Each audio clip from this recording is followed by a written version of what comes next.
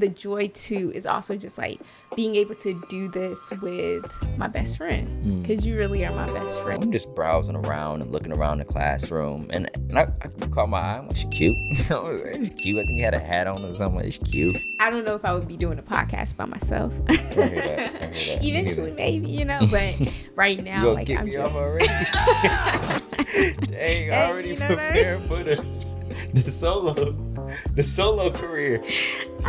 Well, episode 1. Not even. There has to be more, because if not, this is very anticlimactic. Because I did everything that I thought I was supposed to do. Right, this is and not even supposed to do. In some ways, sometimes it's like you wanted that. Exactly.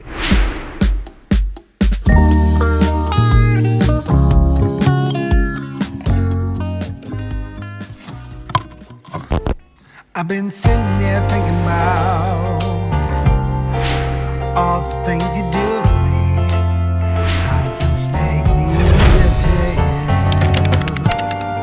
I'm wondering if it's the same for you. Hey. So we doing it. How's your spirit? Well, man, there's a bunch of feelings I'm feeling right now. I think I feel joy. Okay. I feel peace. Okay. A little bit of nervousness, but I think primarily joy, because this has been like a long time coming. Right. We've been talking about this for a while, like starting a podcast, and we're here. And so like just being able to sit across from my best friend, get this up and going. Right. It just represents all of the baby steps, all of the things that we had to move on in order for us to be here right now. Right. So I'm feeling joyful, because that's, sometimes you just need to take a moment and celebrate some wins, Right. So it's a small step, but it's a step. It's a step nonetheless. You know what I'm saying? It's a step nonetheless. Right. And then I feel peace because, I feel like we're being obedient.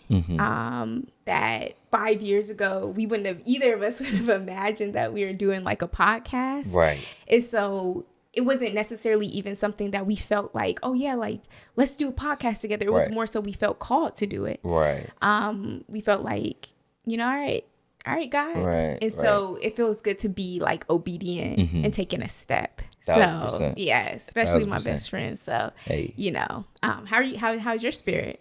My spirit's well. I think there's a piece of me that like it's kind of like, okay, we doing it. You know what I'm saying? And I think what's dope about this moment is, I think it's like anybody, whether they're like, this is like an intrinsic aspiration, or they might have been inspired, or the word we like to use, like feel called, like this is something that God has put on our hearts. Like there's like now an objective. Right. And then but it's not like it's an isolated thing. It's not like your only responsibility. Right. So there's so many different ways in which it can just not get done. Right. And I think that there's a level of comfort that you could, say, well, it's because of this or because of this. And I think that over time, like the feeling that this is a valid excuse starts to dwindle, and like it leaves it where it's a point like, right, there's really no excuse.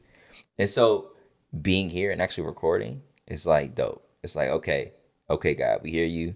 And I'm just looking forward to it. I'm looking forward to the conversation, because it's not like we don't talk already.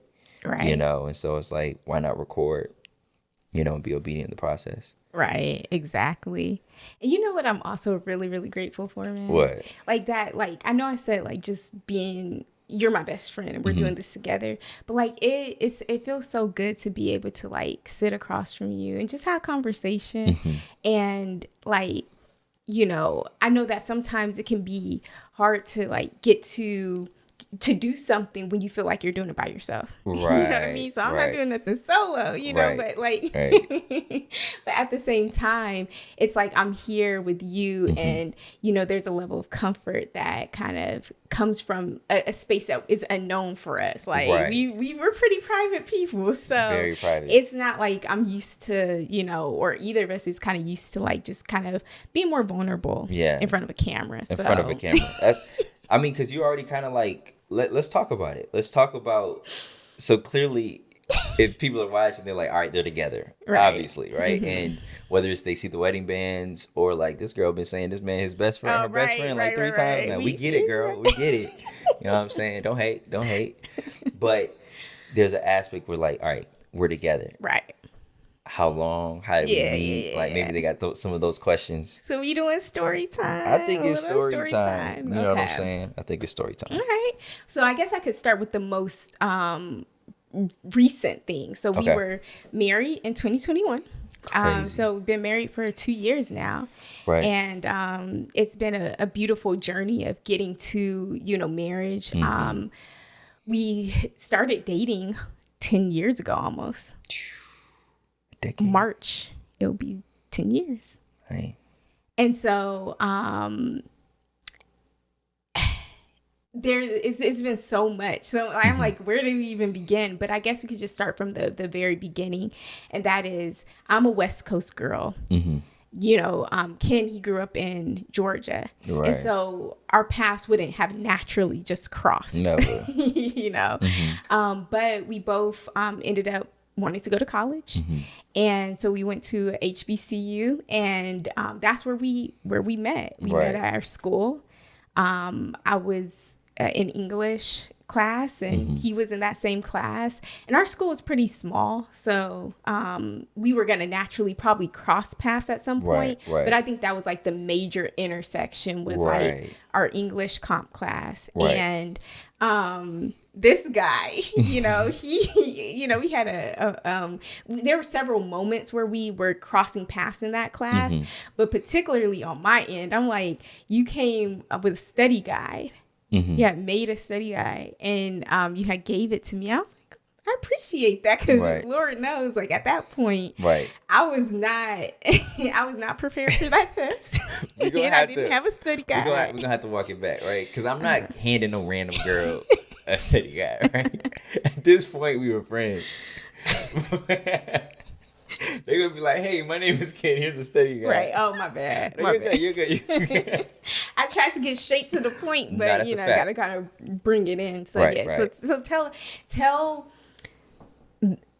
everyone how, like, what drew you to me, or like drew us to each other, to where it could get to like, okay, study guide, and now we're now dating. Right. I mean, I think what was cool about it is like I wasn't even supposed to take that English comp class, because I think there's two things. It's like, all right, it was an 8 a.m. class, and then it's English. And this is not to throw shade on people that love English, but that wouldn't have been my cup of tea. I wouldn't have did that combination of 8 a.m. and then English. Right. But my roommate, he was like, this is the only time we'll be able to take a class together.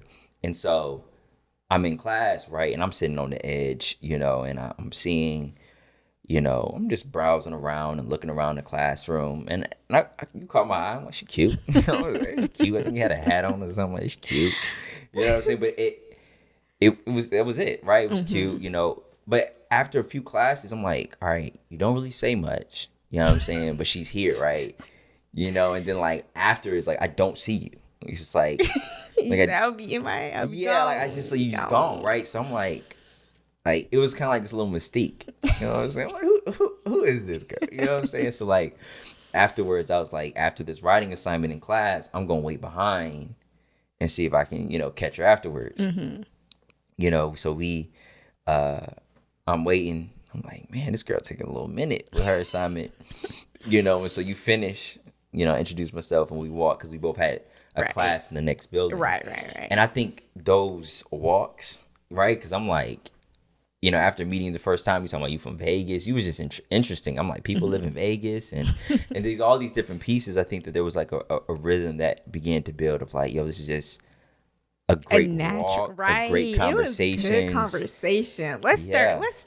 Because the conversations were good. Yeah. And I think that for me is what kind of broke down a lot of walls, like kind of early on, in the sense of like comfort level, because it wasn't like we were going like talking immediately about dating or anything like that. But my comfort with you was already every time we walked, and Right. you're asking me more about myself. Like, Right. you know, the conversations were very intentional. It felt like we were Right. talking about a lot in a little, like the walk was, it was longer, but it wasn't that long. It Right. wasn't like 10 minutes worth of walking, you Right. know, but I felt like I learned something new about you every time. Right. And it kind of broke down some, like, you know, like I was like, okay, who is this? You know, No, because Keen, part of okay. that was like, I think knowing, because this is not like I met you at a mall. Whereas like, I don't get her number today. Right. It's the end. Lord, no, I might never see you. I knew that like Well, we I have s- class. Monday, Wednesday, Right, Friday. right. 3 times a week I'm gonna see you, at least minimum, guaranteed. You know? Not the 3 times a week, you know, 3 no. So like there was a component where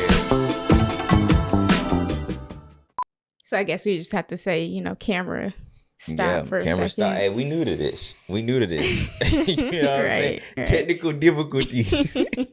You know what I'm saying? But Right. I forgot my point. I forgot what I was talking about. Do you remember? We were talking about just kind of like the fact that you were going to get an opportunity, you know, three times a week. And so what it did was, I think that, I mean, it took the taboo of like, oh, you meet somebody, the icebreaker. It's just like, no, we could just literally build a relationship, you know, get to know each other and all this other stuff. And if it just so happened to go into that, we can go into that. But right now it's just like, we just enjoying having a good Each time other. talking. Right. Exactly. No pressure. No pressure. And then in doing so, I think it was your standards. You know what I'm saying? Like, I think it was how you articulated yourself. I think it was also this aspect of like, you just weren't just everywhere. Like you weren't trying to be all on the scene. Like, you know, you were confident, but you were to yourself. Like there was a component where like you didn't feel like you had to just be everywhere because everybody else was first few weeks of school, everybody trying to be everywhere. Like I think that there was something about your rhythm, your pace, how you carried yourself. I'm like, okay, like we 18, but she grown. You know what I'm saying? Like, you know what I mean? She ain't trying to act womanish. You know what I'm saying? It's just like you have, you know, something about yourself that was like interesting to me. Very interesting to me. So I think that's what drew me for sure. And I love to hear, like, I like to hear your perspective on that because, like, as much as I was projecting that, Right. I didn't know that. You know, like, Right. I felt every much so That's like what an made it 18-year-old. organic. Yeah.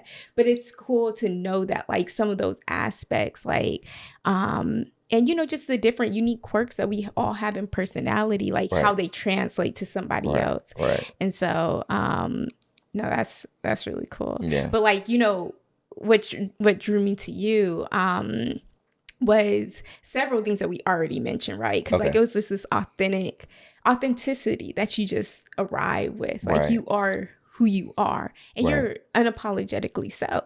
You know, so you might have throw in some jokes here and there, and like I'm a person that can laugh, right? But not everybody makes me laugh, and a lot of things don't make me laugh. Right. But like it just was effortless with you. It was just kind of like you just had just your natural way of just making different situations have a lightness to them. But then also too, like you said, like I took note of that aspect that it was like the pace of everything. Like you didn't immediately come off as like pushy or like, oh, I need to like get your number or this or that. Like it just felt so authentic that you wanted to continue to get to know me, but it wasn't with any pressure of like feeling like, oh yeah, like you want to immediately date me or anything like that. You would find me, you would, you know, just have conversation. You would even like the little things of like I ran out of like market points, which these are market points for like we have our cafeteria, but then you also have this like another little food eatery place on campus, and you only get a certain amount every semester. So you know, given Shawty that was out. I was out, and I was hungry too. I was hungry, and it's like it's not like everybody's out. So some people got some, so they eating. And I'm like, but you were one time you were in there and you had gotten a sandwich for yourself, or I want to say and then you were like, you want some of mine? I was like, I appreciate that. So it's just like different, like just being thoughtful, and nothing I ever felt pressured or like, you know, doing too much. Like I really appreciate your pace. The pace was on point. It was on point. Yeah. So I guess that kind of leads us to why we even started, you know, this podcast. And I guess I'll just jump in right here on the onset, because I think that there's an aspect, like you were saying when you were first kind of talking about how we met and like those walks to our next class or next classes, how it just kind of felt so authentic. And I think that's been just kind of like a staple of our relationship, is like, we can talk, man. Like, we are some talking people, as your parents are like, we are some talking people. We can talk about family. We can talk about things that are going on in the current environment, in society that we're in, sports, TV shows, everything. Like, I mean, it'll be conversation after lady conversation. Walking her dog. I don't know about that piece, but I mean, that might just be a quick conversation. Yeah.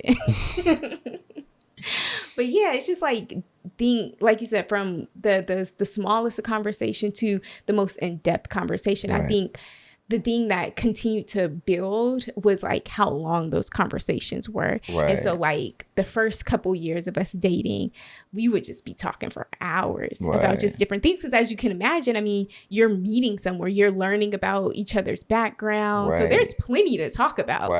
Oh my goodness. Plenty to talk about.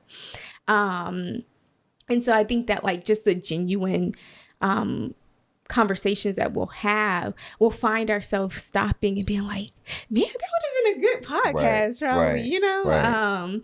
And I think that like, you know, there's just many things that God places on our hearts that we just, you know, have conversation about in general that we would love to, you know, to share, to space. Talk about it on a microphone instead of, you know, just in the car. And then I think too, everybody has a unique take on life, right? Because we all go through something. We all have different experiences. Like your experience is different than my experience. And I've learned over the years from you through your experience, right? And I think that like, you know, just being able to share our take on love, our take on marriage, you know, we're 2 years in, so we don't have 20 years under our belt. But the 2 that we do have on our belt, you know, God has given us so many different experiences to help us be able to say, okay, you know, the next year we might do this a little bit differently, or wow, that was something that we hadn't thought about, you know, even having dated, you know, years prior to that. And then, you know, we learn things in dating, you know, so there's just a lot of different aspects in which I think, because, you know, God allows everybody to have experiences, we can just, you know, share. And you know, uniquely, I think that one thing for me has been seeing, whether it be marriage, whether it be work, whether it be goals, understanding the aspect that like Christ is still instilling the values that he wants us to prioritize into us. And it's a journey. It's a lifetime of a journey, but little by little, I've been able to receive new things in every aspect of life. And I know the same for you, because we talk about it. And I think that we're at a whole different space than we would have been at 18 and having just, you know, graduated, or, you know, just gotten into college. And then we were at a different space when we got out of college, you know, and we graduated. And the things that I would measure as success Right. then versus now are completely different. Right. Right. And the same is true for everything, you know? And so, you know, you want to talk a little bit about like values and just, you know, where you are too. Like, no, because I think that's deep. That's really deep about the marker changing, or you can say the bar changing or the definition changing. Right. And I think that, I mean, there's so many differing opinions about what matters, what religion. Right. I mean, we can get into the specifics of, I mean, you have the debate of 9 to 5 or not 9 to 5. You have a debate on high value this, high value that, right? There's these different, I think, way of people trying to describe or self-describe what it means to have a life of significance, have a life of meaning, have a life of purpose. And that's ultimately what we want. So when we're talking about like, we're graduating from college, this is what success looks like. We're basically saying this is what it would mean for me to feel like I'm in purpose, for me to feel like I did that, right? And I think that ultimately we want to feel valued and we want to be valuable, right? And I think that in the same way you left college, I left college with this image of what success looked like. You know, I was going to go to medical school, like there was going to be this, that, and the third, like there was this self-actualization that I'm about to embark on. And you know, you begin walking these steps. You do the MCAT, you enroll, like you're in the classroom, you're in these environments, and it's like you're almost like anticipating a specific feeling, right? Because like obviously people have markers of success, whether it's like a relationship goal or money or this, that, and the third, like they have that, right? So you're getting into these spaces and you're expecting to feel a specific thing, and then there's like kind of like you don't really feel it, but you see it from others. Oh snap, you in med school, or snap, y'all in a relationship. Like, so it's like, okay, maybe I am doing something, but after some time, it's like kind of hard to kind of continue to psych yourself out. It's like this doesn't feel like I thought it was going to feel when I got here. Right. And so there's this aspect of there's something there's more. There has to be more, because if not, this is very anticlimactic. Because I did everything that I thought I was supposed to do. This is and not even supposed to do. In some ways, sometimes it's like you wanted that. Exactly. Right. You really wanted that. Right. And you get there. You get it. Right. And I think that is one thing, to not get what you thought you wanted and feel a specific way. Right. So if you feel like there's something missing, well, it's because I didn't get what I thought I wanted. Right. But it's nothing to get what you thought you wanted and it still not feel like, you know, because that's when it messes you up. Because you're like, hold on. I thought this was supposed to feel a certain way once I got here. Right. Once I arrived. Right. Because we talk about arrival. I think sometimes, like you said, in life, it's like the arrival is the big thing. Right. Like when I was in undergrad, I would be really primarily focused on like what I wanted to be, not the process, not the journey. Not to say that it didn't matter to me, but it wasn't like, I didn't see me not getting an internship as like, oh yeah, you know, that was a positive experience. Oh yeah, that's going to really strengthen my character. Right. I'm going to have to fight. Like, right. Yeah. I wanted that internship so that I could arrive at what my goal was.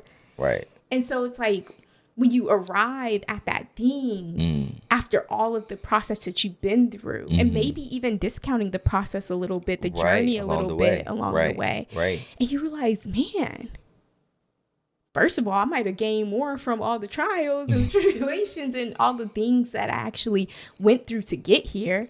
And then number two, it doesn't feel like how I thought it was going to feel. And to be honest with you, like, what was I even going to measure as like, this is, okay, I've arrived. Right. You know? Right. I mean, I remember seeing a picture of Kobe Bryant after he won his first championship. I think it was his first championship.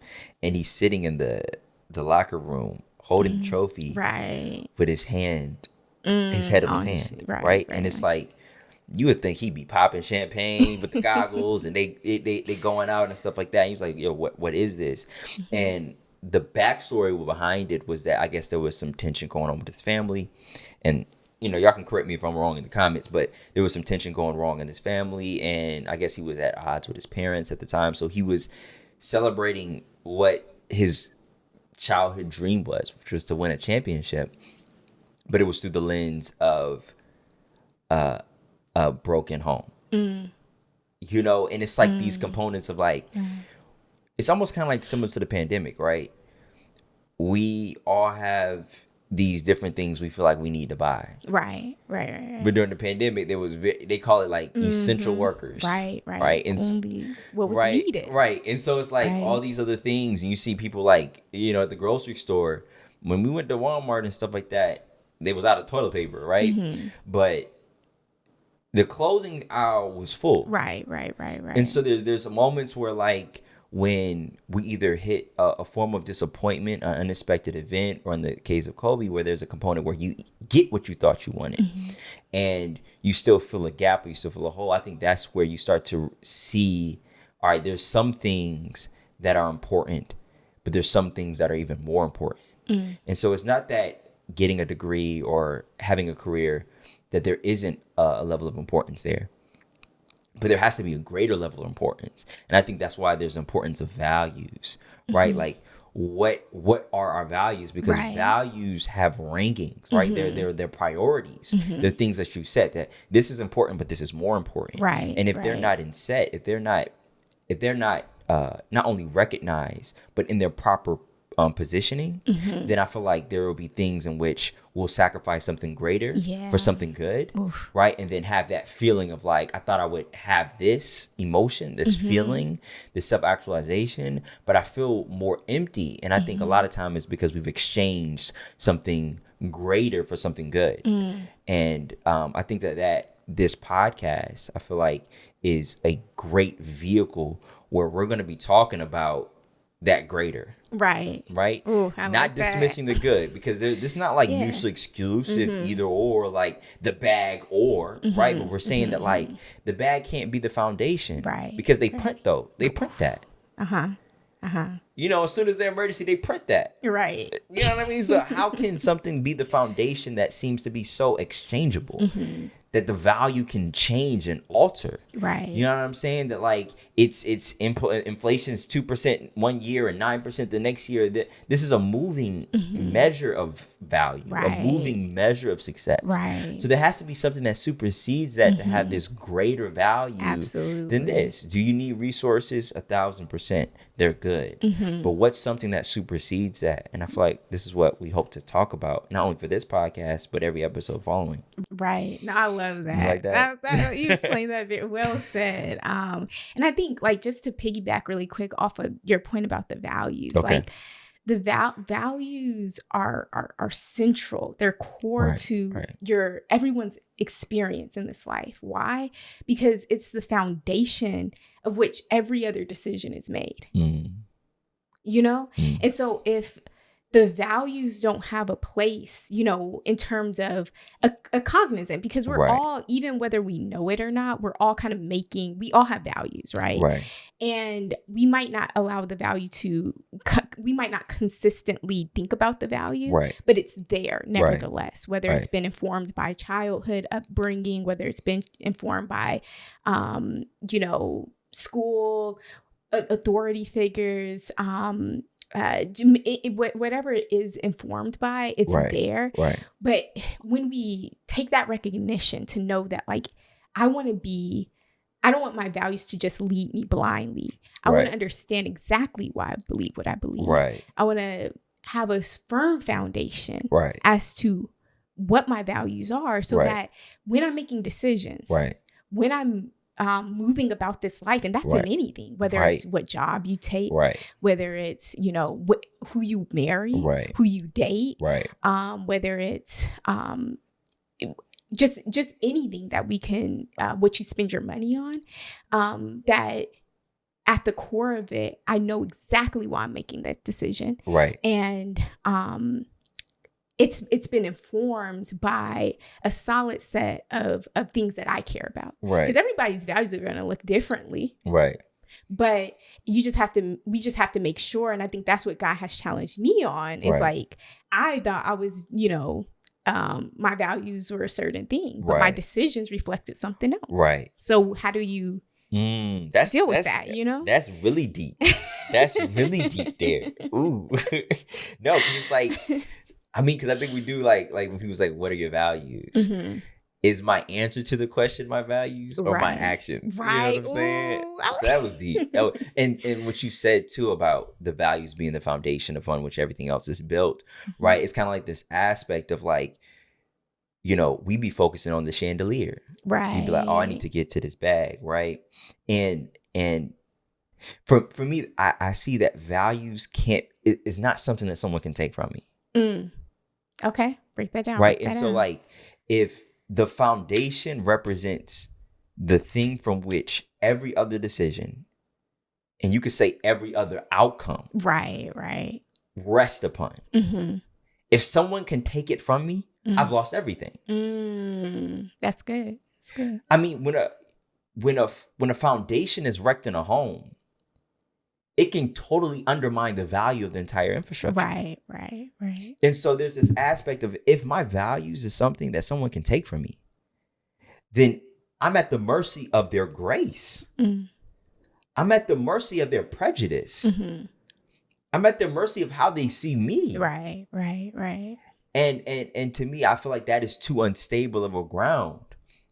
When the weather's changing, when economics, the economic state is changing, when race relations are changing, when there's wars everywhere. And now my values, my foundation in which I live my day to day can be taken, can be snatched. Right.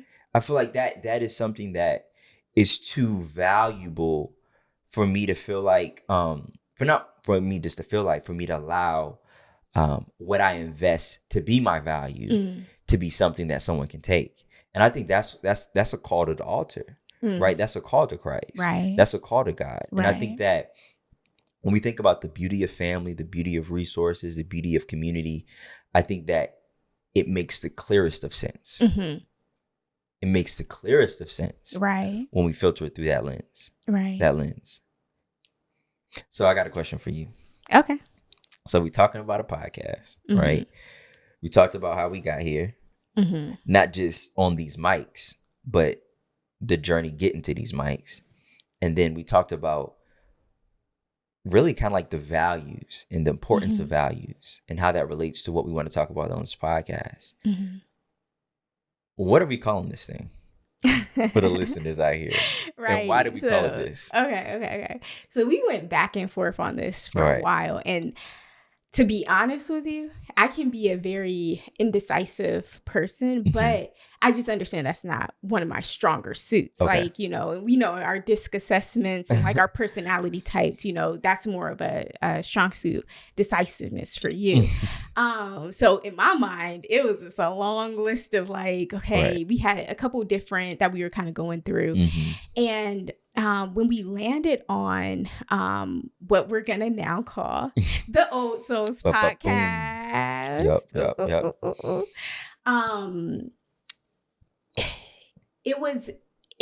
number one, it felt right. And one of the reasons why it felt right was because I felt like it spoke to like an experience we can relate with. Like when I think about, you know, the word old soul, like I would probably consider myself an old soul, you know? And everyone's going to have their own kind of definition for that. But for me, what that can look like is, you know, just kind of reaching a point in life where maybe like society is going one way. And like, I'm cool with a good 90s, 2000s playlist. You know, like I'm good with like things that maybe not trendy anymore, but they're like a core to like what we might say is like an oldie, you know, oldie but goodie. You know, like I love stuff when like your that. aunt would be like, that's what I call music right there. Yeah. That's music. Baby, this is what I call music. Yeah. And it's just like, you know, not only from like when you think about like just the cultural aspects of life, right? Whether that be fashion, like I like, you know, old school attire, vintage attire. I might not always wear it because I like trends too. Like I like some of the things that, you know, in this day and age we wear, but I like timeless pieces, you know, things that never age out. You know, like wine, you know, like gets better with time. Exactly. And I think that too, growing up, one thing that I enjoyed, and I know you can relate, I would like love you to speak on this a little bit, is like when you have conversations with people that are wise, like, and when I say wise, they might be older than you. Mm-hmm. But they've lived life. Right. They've lived life. Right. And those type of conversations, I really enjoy. Right. I might just be sitting, you know, I like a fly on the wall, so I might not contribute a whole lot, but I love hearing like my parents talk about certain things. I love hearing my grandpa tell stories. I love hearing, you know, just the people in your community that have lived a little bit longer than you. Right. And, you know, because the perspective is very, it's not all the time, but when you're talking to someone wise, the values, you know, we were just talking about, like, they have a different view on values and things priorities. Are now in order. Right. And they've also experienced, whether through their own life or someone closest to them, what happens when they're not in order. Right. And so there's a sense of urgency even in their delivery to us being younger. Like, you have the time and the life ahead of you to live in a specific type of way. Right. But no, that's rich. That's exactly. Rich. So I feel like this is a space, like it's a community that I think we want to just like create, you know, that for all those millennials, you know, because we kind of like the like middle children now. Right. Like, the middle child, like J. Cole said, hey, middle child. Like, I'm little bro and big bro all at once. Right. You know? Exactly. And so I think, you know, and anybody else that just would feel like, you know, values lead their life, or they want it to, you know? Trending doesn't lead. I'm not gonna go this way just because it seems like this is the, like, no, like there's certain things that remain to be timeless, that have not failed, and that continue to produce fruit. And it's like those things will remain bedrock. Those will remain bedrock.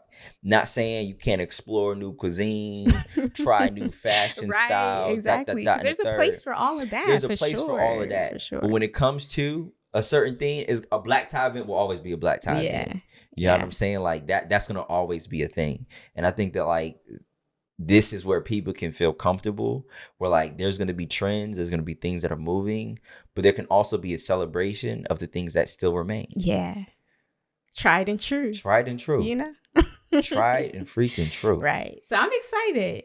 Yeah, I'm excited too. Yeah. I hope y'all excited. I really do. Right. Because we're going to be talking about a lot of different things. A lot of different stuff. You know, sometimes relationships, sometimes not. Sometimes you know, it's just whatever. Sometimes, like we said, we love, you know, conversation just will happen when we're talking about something. Right. And we just want to be able to talk about some of those things together. Yeah. And with you all. Right. Because we're going to have to do a part 2 to this. Yeah. Because, for sure. Because we got some. Oh, yeah. Because we gotta dive into this relationship goal culture. You know. This is why I stopped posting on IG, y'all. Right. It been MIA. Hey, man. But I mean, I can't even talk that much because I have an IG, either. But I do not post. Right. I think my last post was like 2021. Mercy. 2 years? No, my bad. 2022. Okay. But which is still that's a long time. Yeah, because we're at the end of 2023. 2023 is almost over. Right. So, you know. And no telling when we release this one. So exactly. So 23 be over. But I think the people, you know, I would love to, you know, kind of dig a little bit into that, you know, and talk about why you kind of went away from Instagram, and really through the lens of, like you said, like relationship goals. Okay. What does that represent to us? Right. And just the take that we've had in being in a relationship, like, you know, what people don't get to see often. Right. A real not TV land where things are just peaches and cream. Right. But where life a actually real happens. life experience. Yeah. Right. So. Well, I guess they're going to have to stay tuned for part 2. Should I get my soul food? Yeah. So we're going to do, at the end of every podcast, a little Food for the soul. Food for the soul.